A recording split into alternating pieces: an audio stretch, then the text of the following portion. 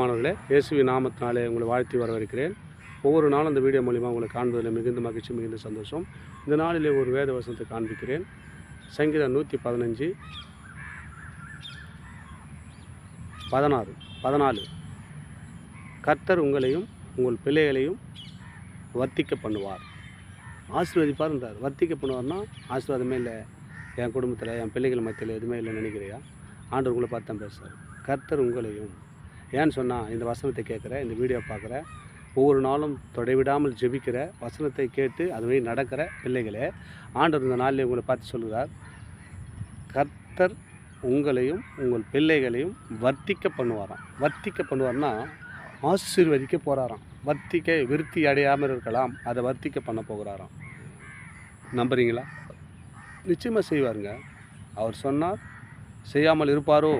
நிச்சயமாக செய்வார். இயேசு நம்பினவர்கள் ஒருபோதும் கெட்டு போகவே இல்லை.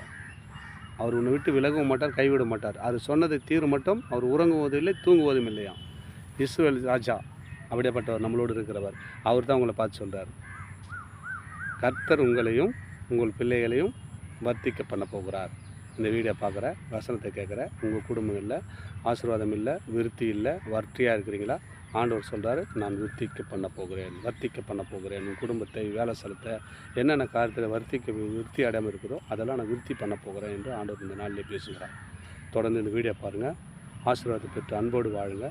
வீடியோ பார்த்த மாட்டோம் போது சப்ஸ்கிரைப் பண்ணி பாருங்கள். நான் போடுற வீடியோ எல்லாம் உங்களுக்கு பிரயோஜனமாக தேவனுடைய நாமத்தை மகிமைப்படுத்த அது ஏதுவாக இருக்கும். ஆமேன். God plus.